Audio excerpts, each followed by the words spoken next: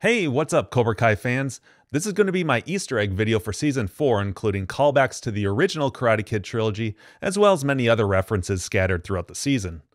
Obviously, if you haven't seen Season 4, you should definitely check it out first, as there will be nothing but spoilers ahead. So with that said, let's dive right in. Starting with Episode 1, as Johnny and Daniel begin training their students, Daniel tells Johnny they're going to get sued, to which Johnny responds, Sue me for what? This is a Rocky V reference and one of the many Rocky references to occur throughout the season. Sue me for what? As payback for Hawk's previous attitude, Johnny sweeps his leg. While visiting Terry, Kreese is told he has a perfect Habsburg jawline, which is actually more of an insult than a compliment, as it refers to a deformed jawline that was a result of inbreeding. Making another Rocky reference, Miguel brings up Rocky III to try to get Johnny to mend things with Daniel. Rocky III was the first movie in which previous rivals Apollo and Rocky team up to defeat Clubber Lang. After Kreese mentions Daniel's name, Terry refers to him as Danny Boy, the old nickname he used throughout Karate Kid Part 3. You owe me a lot more than that, Danny Boy. At the Cobra Kai dojo, we can see in the background there's a new cardboard cutout of Kreese, not unlike the one he had in the original films. There's also a poster for the upcoming 51st All Valley Tournament with the date 2019. This reconfirms that it's been less than a year since the events of the first season, similar to how little time was meant to have passed between the 3 Karate Kid films. While down in his wine cellar, Terry notices a bottle of Cayman wine. This Easter egg is twofold, as it's not only a nod to Robert Mark Kamen, the writer of the original Karate Kid trilogy, but also the vineyard he owns in real life called Cayman Estates. We also hear the same theme music for Terry used in Karate Kid 3, just before he wheel kicks the bottle with his iconic Asa Kiai.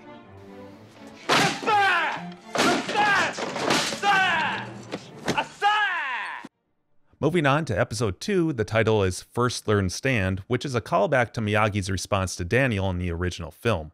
Another callback to this comes from the title of Episode 3, Then Learn Fly. First learn stand, then learn fly. At school, the new kid Kenny gets bullied by Anthony and his friends, which is a bit of a reversal to the original film, as this time it's LaRusso being the bully instead of the victim. And instead of soccer, it's basketball that's a sport, along with the classic girl crush that gets between them. This is also a little meta as it plays on the whole Daniel is the real bully theme. To make a statement to Johnny, Daniel chops the top off his beer bottle, just like Miyagi did in the first Karate Kid. As Daniel trains Johnny in Miyagi-Do, he uses the same word-for-word lessons Miyagi used to train him, including the history of Miyagi-Do with Shimpo Sensei, the walk on the road lesson, the hammer strike focus lesson, and even the no be there lesson from Karate Kid Part 2. The best defense is no be there. Remember, best block, no be there. When Johnny trains Daniel in Eagle Fang, he takes him to the Weber Industrial Warehouse. This is an Easter egg for Daniel Weber, the original name for Daniel's character in The Karate Kid, before it was later changed to Daniel LaRusso. Johnny makes Daniel do knuckle push-ups just like Kreese made his students do back in the original film. Give me 60 push-ups on your knuckles.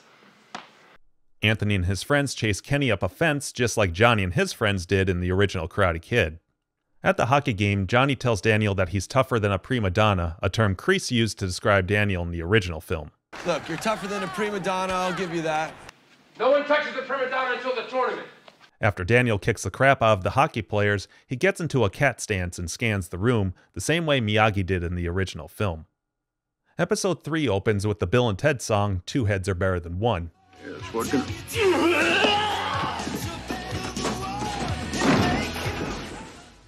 While training, Daniel and Johnny use catcher gear just like Miyagi did with Daniel. Johnny tells Miguel not to let all that defense turn him into a cream puff, which is what Johnny got called during their fight at the tournament. During their training, the Eagle Fang students are instructed to catch a fish with their bare hands. This is one of many references to the movie Bloodsport. After falling into the water, Daniel tells Miguel he's wet behind the ears, which is what Miyagi tells Daniel after he falls off the boat. You all went behind the ear! At one point, Hawk mentions a Chinese restaurant with a fish tank. This could be a nod to the restaurant Daniel mentions in the first Karate Kid after seeing Miyagi's backyard. Man, I thought Chumley's Chinese restaurant was nice. You beat his act. At the car shop, Daniel tells Miguel how he nearly died several times after having to chase his old car and get in it while it was still moving. This is a callback to his mom's old station wagon that we see him help push several times throughout the original Karate Kid. Daniel later references the ice-breaking contest from Karate Kid Part 2, as well as the bonsai tree store from Karate Kid Part 3. Near the end of the episode, Terry pulls his hair back into the classic ponytail, while we once again hear his theme music from Karate Kid 3, indicating the return of the classic Terry Silver we know. In episode 4, after bullying Kenny, one of the kids says, "I think he's gonna cry," a line used by Tommy in the first Karate Kid. Johnny brings up the movie Top Gun, mentioning that Iceman is the real hero and not Maverick. This not only speaks to how he sees himself in relation to Daniel, but it's also a bit meta, as it more or less is the foundation of the Cobra Kai series, a misperception between him and Daniel. You could even take it a step further by the fact that Iceman is blonde and Maverick has dark hair. Or maybe that's a little extreme. Later, Daniel mentions to Miguel that his mom once dated Mr. Harris, his history teacher, that we see in the first Karate Kid. Hey, Mr. Harris. Can I talk to you for a second? Yeah, LaRusso, third period history class. Daniel gives Miguel a driving lesson, and Miguel constantly slams on the brakes the same way Daniel does with Miyagi's truck in the first film. At the Cobra Kai dojo, Terry interrupts Robbie and Kenny with one of the iconic lessons, "A man can't stand, he can't fight," which he used to train Daniel. A man can't stand. He can't fight. He then taunts Robbie much like he did with Miyagi, and even catches his fist the same way he did with Daniel. While on the road, Daniel brings up some of his favorite soft rock, including the band Chicago, whose lead singer Peter Cetera performed the song Glory of Love, the theme to Karate Kid Part 2. At one point, Miguel even name drops Glory of Love to Johnny, and incidentally, Glory of Love was originally pitched for Rocky IV. So I guess you could say in some weird indirect way that's also a Rocky reference? Or maybe that's just a stretch. To avoid a fight at the drive-in, the Miyagi-Dos and Eagle Fangs lure the Cobra Kais into getting drenched at the baseball diamond, much like Daniel did to Johnny in the original Karate Kid. Johnny even references it. So you picked a fight, didn't show up, and then you doused him with the hose? And then uses the same line he used, "Leave well enough alone." What do you think's gonna happen? You think they're just gonna leave well enough alone? You couldn't leave well enough alone. Daniel responds to Johnny with a possible Outsiders reference when he asks, What'd you want him to do? Get in a drive-in switchblade fight?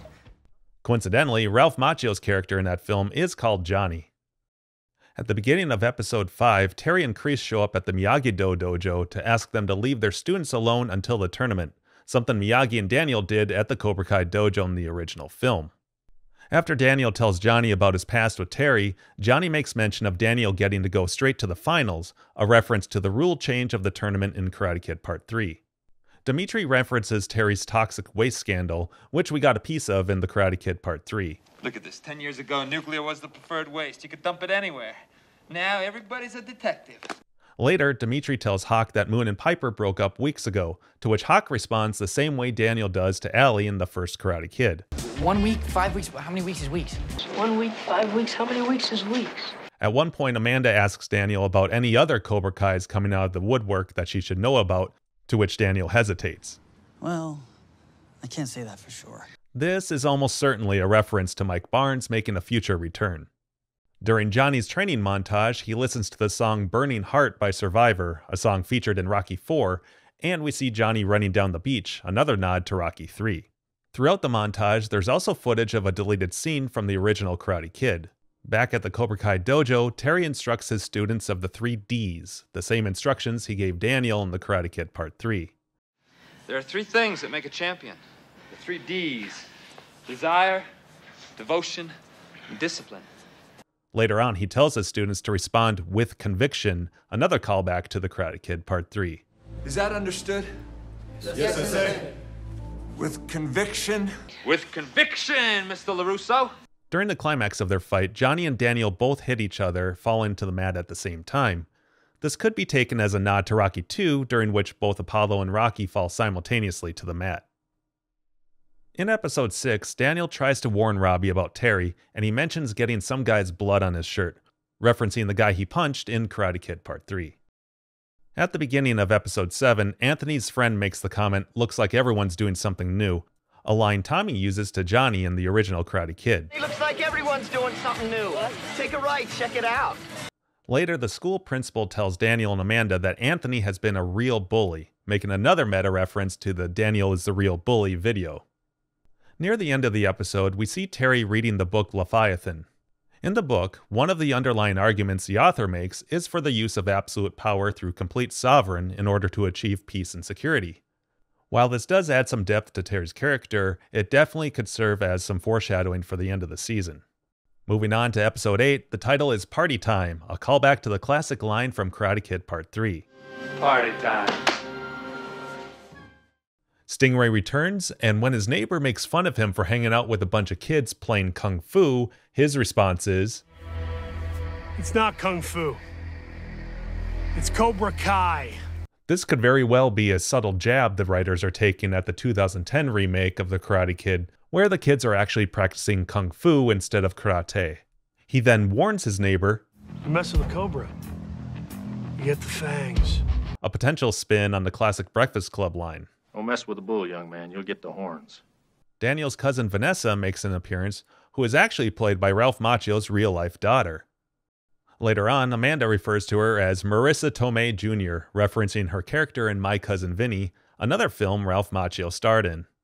After dealing a beating to Johnny, Terry asks Kreese, You want to see some more? just like he did in Karate Kid Part 3. You want to see some more? I want to see a lot more. Afterwards, Miguel discovers a drunk Johnny who, like Miyagi, responds, Oh, come inside, come inside. Come inside, come inside. While helping Johnny get to bed, he sings the Kenny Loggins song, Playing with the Boys, a song featured in Top Gun. Just as Daniel helped get Miyagi into bed in the original Karate Kid, Miguel does the same thing with Johnny. As Robbie and Tori leave the prom, we see the Quicksilver license plate of Terry's car, the name he used for his training methods in Karate Kid Part 3. I call it Quicksilver. That's good. You like that, huh? As the tournament begins, we get an appearance by Carrie Underwood, who sings the Survivor song Moment of Truth, the same song used at the end of the first Karate Kid film, as well as the trailer. During the tournament montage, several of the same moves Johnny and Daniel used in their tournament fights are used by the students. Dimitri uses a chop to one opponent's back like Daniel did, Devin does a double kick to her opponent just like Johnny did, and even Hawk sidesteps and roundhouse kicks Kyler just like Daniel did in his first fight. Later in the tournament, Devin tells Johnny that if Miguel wins, there's a chance, to which he responds, Good chance. the same thing Miyagi told Daniel in the locker room. Had good chance. Daniel gives Robbie the classic passion before principle lesson Miyagi gave Daniel in Karate Kid Part 2. Never put passion. Before principal. Even if win. You lose. After Miguel injures his back, he's given 30 minutes to return to the ring, which is slightly different than the 15 minutes Daniel is given in the first Karate Kid. Later, Daniel gives the same pep talk to Hawk that Miyagi gave to Daniel at the beginning of the tournament. Okay, concentrate, defense, focus, power. You find your balance, and those points will come. Remember your defense. Points to come. Concentrate, focus, power. Remember balance. Make good fight. During their fight, Robbie holds his leg out after kicking Hawk. This could be yet another nod to Bloodsport, The Matrix, Enter the Dragon, or all of the above. When their match ends in a tie, they go to sudden death, and as the announcer notes, it's the first time since 1985, referring to Daniel's match with Mike Barnes in The Karate Kid Part 3. Both Robbie and Hawk take off their gis, making yet another nod to Bloodsport.